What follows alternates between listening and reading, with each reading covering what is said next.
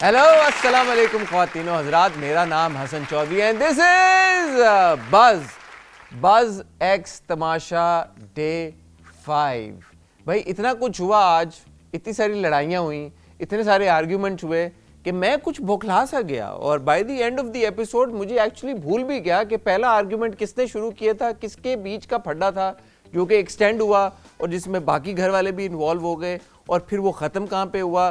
थोड़ी सी मेमोरी मेरी फेड हो गई है, लेकिन अगर मैं याद करने पे आऊँ तो मुझे कुछ हल्का हल्का जो मेरे दिमाग में बात आ रही है वो मुझे, अगर मैं गलत नहीं हूँ तो मुझे ऐसा लगता है कि हमज़ा और यासिर के बीच में कोई कॉन्वर्सेशन थी, कोई डिस्कशन थी जो शुरू हुई और बकौल यासिर के वो कॉन्वर्सेशन पहले तो ख़त्म हो चुकी थी, लेकिन हमज़ा को पता नहीं क्या हुआ, even though they had Shuk hands और बात ख़त्म हो चुकी थी, लेकिन एकदम Hamza brought all of that conversation back, उनका आर्गुमेंट दोबारा से शुरू हो गया। कुर्बान तुम बादशाह सलामत नहीं हो। हाँ बिल्कुल ठीक। अभी मैं सिर्फ ये कह रहा हूँ फुटेज मत बनाओ। क्लियर तो हो गया। I don't like तुमने this. मुझसे अभी एक मिनट पहले हाथ मिलाया, तुमने हाथ मिलाया, I'm just telling you, तुम मुझे अवॉइड कर रहे हो। एक मिनट तक हाथ मिलाता है। इट्स ओके ब्रो, क्लियर हो मैं कह रहा हूँ गया। अभी एक मिनट पहले इट्स ओके ब्रो, क्लियर हो गया, क्लियर हो गया। 5 मिनट पता नहीं इधर मुझे याद आ देखो। गया। और उसके बाद one thing led to another, उसके हमने देखा देखी इसरा को बीच में कूदते हुए देखा। जिस बंदे ने मुझे कहा कि सामिया के खिलाफ और उसी ने सबको मुत्तफिक किया इस चीज पे कि इसके खिलाफ वोट डालिए, सुबह वही बंदा आके कह रहा है सामिया जब यंग का होगा मैं तुम्हारे साथ हूँ। भाई ये क्या चीज हुई? रियल बनो। इसरा की कॉन्वर्सेशन लैला जी से हुई, लैला जी की बबरिक शाह से हुई। उस वक्त तमीज नहीं थी कहीं। वैसे तुम इस काबिल नहीं हो। हाँ मैं भी इस काबिल नहीं हूँ। तुम्हारा बहुत कुछ हुआ। आपकी जो बात थी वो सही थी, मगर आपका अंदाज़े बयां गलत था। अच्छा ये नहीं कि बात नहीं माननी। मेरी बात सुनो, बात कर। मैं यासिर मुझे लगता है कि ही ट्राइज टू हार्ड। मुझे नहीं पता आपका इस बारे में क्या ओपिनियन है, लेकिन जैसे बाकी लोग भी घर में बात कर रहे थे कि उनकी शायद एक आदत सी बन गई है क्लास मॉनिटर बनने की या घर का मॉनिटर बनने की। इसको किसी ने मॉनिटर बनाया ही नहीं है। यहाँ पे ये बोल रहा है कि भाई ये नहीं करो, वो नहीं करो, ऐसे नहीं करो। No you are no one dude, you are no one. बादशाह सलामत ने भी पॉइंट आउट किया कि क्योंकि ऐसा लगता है कि यासिर पहले चारों सीजन्स घोल के पी के आए हैं, तो उनको लगता है कि वो जो कह रहे हैं वही सही है, जो स्ट्रैटेजी वो बता रहे हैं बाकी घर वालों को भी वही स्ट्रैटेजी फॉलो करनी चाहिए। एक यासिर का किरदार है जो गाहे बगाहे बताता रहता है लोगों को घर पे कि पहले ये हुआ था और फिर ये हुआ था। कुछ लोगों को लग रहा है कि जैसे वो अपनी मर्जी दूसरों पे इम्पोज कर रहा है, क्योंकि ऐसा लगता है कि यासिर ने सारे सीजन घोल कर पिए हुए। मुझे ये लगता है कि इसरा जो हैं उनकी स्ट्रैटेजी कुछ थोड़ी सी कोशिश वो कर रही है कि वो नया लेके आए, लेकिन उसकी भी जो जड़ें हैं वो पिछले कुछ सीजन में जाके मिलती हैं, जिसको डिकोड किया बाकी के घर वालों ने। आपने सुना होगा फेलो कंटेस्टेंट्स ने इसरा पे ये इल्ज़ाम लगाया, जिनमें सैरिश भी हैं, राबिया भी हैं, कि वो ये कोशिश करती हैं कि किसी ना किसी तरह से वो अपने आप को सिंगल आउट कर लें। मैं एक बात बोलूंगी, मुझे ये समझ आ रहा है कि ये सोच के आई है कि मैं अकेले ही खेलूंगी और मैं ऐसे शो करूंगी कि सब मेरे खिलाफ है, पूरा घर मेरे खिलाफ है और मैं तना हूँ। मैंने आपको पहले दिन ये कहा था कि मुझे भी यही लगता है कि इसरा की शायद यही स्ट्रैटेजी है कि वो मी versus the rest of the house की एक सिचुएशन क्रिएट कर लें, और जब एक इस तमाशा घर में किसी भी रियलिटी शो में आप देखेंगे कि जब एक कंटेस्टेंट एक साइड पे होता है, अकेला होता है और बाकी उसके खिलाफ हो जाते हैं, तो नेचुरली उस एक अकेले कंटेस्टेंट को, क्योंकि वो अंडरडॉग होता है, लोगों की सिंपैथीज भी ज़्यादा मिलती हैं, लोगों के वोट्स भी ज़्यादा मिलते हैं।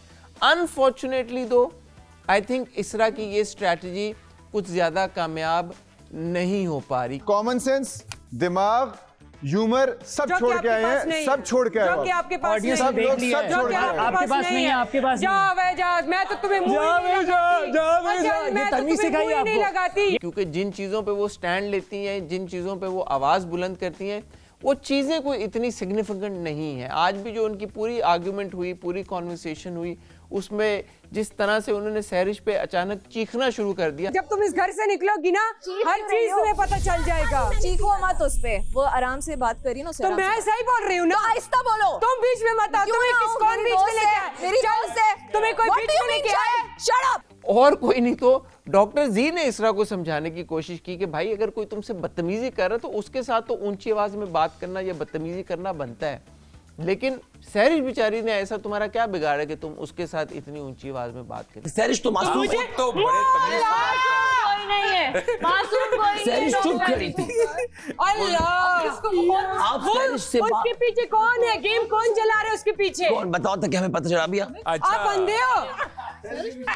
कौन है वैसे? जो पूरी जब कॉन्वर्सेशन चल रही थी और फिर बाद में जिस बड़े फड्डे ने मुझे लगता है कि सारी स्पॉटलाइट छीन ली, वो था the argument between Laila ji and Babrik Shah Sahab. लेकिन मैं सारी जिंदगी सिर्फ तमाशा घर की बात नहीं है, तमाशा घर से जाने के बाद भी मैं नहीं माफ करूंगी इसे।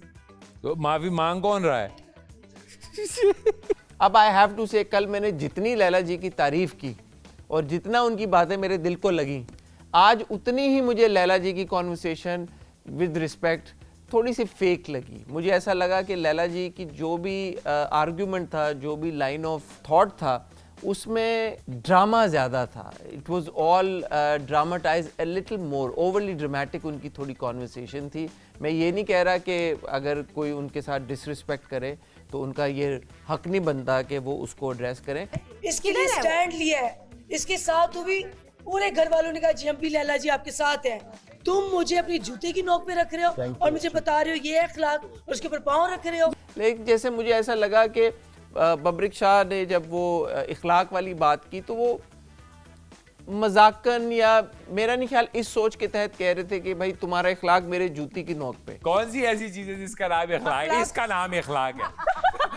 इखलाक भाई ठीक है आप।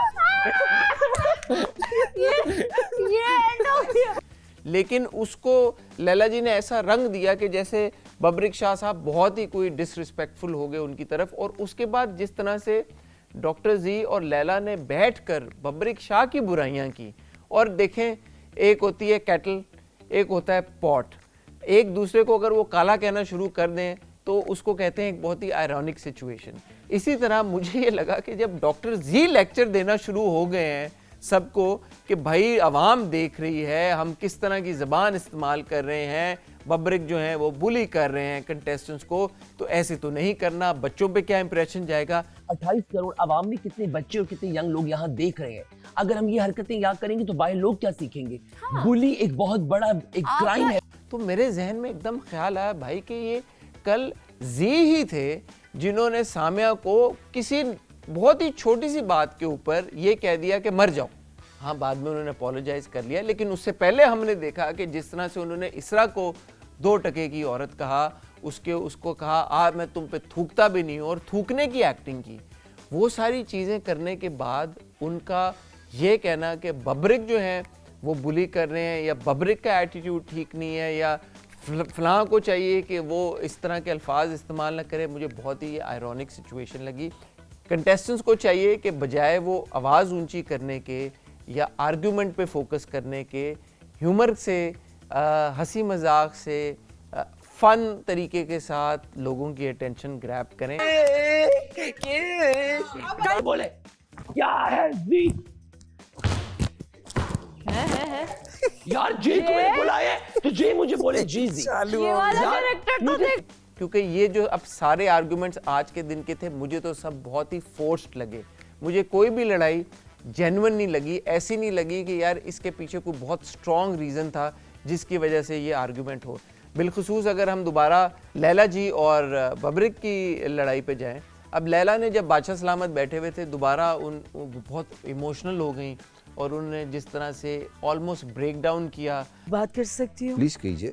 बब्रिक ने जी को कहा हाँ तो ठीक है ना, जब माँ बाप जिंदा थे तो संभाल लेती, घर संभाल लेती, चीज़ें संभाल, मतलब इस तरह कोई इंसान ये चाहता है कि उसके माँ बाप इस दुनिया से चले जाए, उसके 2 जवान भाई इस दुनिया से चले जाएं, उसका करोड़ों का घर चला जाए, गाड़ियाँ चली जाए।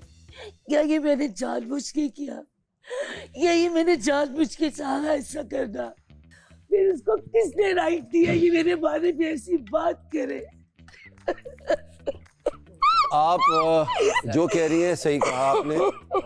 और उसके बाद मैंने देखा कि चंद ही सेकंड बाद वो ठीक भी हो गई थी। अब कल भी बहुत सारे लोगों ने कहा यार कि क्योंकि लैला इतनी मंझी हुई अदाकारा हैं, जब वो ये सारी बातें बोल रही होती हैं तो ऐसा लगता है कि वो जेन्युइनली ये फील नहीं कर रही emotion, this is all an act.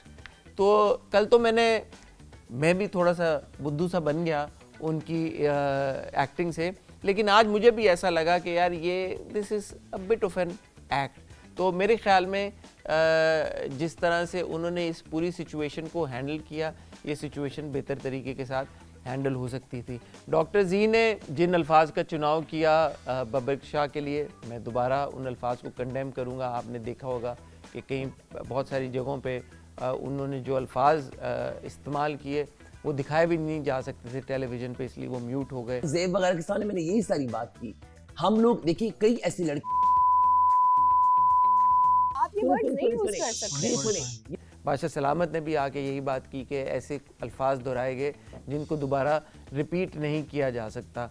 आप लोग की तो इतनी हिम्मत नहीं होगी, जो बातें की वो रिपीट नहीं की जा सकती। ओवरऑल अगर मैं आज की एपिसोड को सम अप करूं तो मुझे ऐसा लगता है कि slowly they're now getting to each others nerves. मैं तुम्हारा मुकाबला करूंगी, तुम्हें क्या लगता है? मुकाबला करना ही नहीं है, बीच में मेरे लेवल की रिलेशनशिप हो ही नहीं। आप मुझे बताएं कि आज आपने जितनी लड़ाइयाँ देखी, चाहे वो यासिर और हमजा की लड़ाई हो, चाहे वो सहरिश और इसरा की लड़ाई हो, चाहे वो रमशा का यासिर के साथ आर्गूमेंट हो, चाहे वो बबरिक और लैला की लड़ाई हो, या जी की बीच में आपस की चुटकुलें हो, या फिर सामिया की तरफ से कमेंट बाजी हो, कौन सही है कौन गलत है इसका फैसला आप करेंगे, क्योंकि आप हैं अवाम, आप ही वोट करेंगे, आप ही अपने फेवरेट कंटेस्टेंट को जिताएंगे।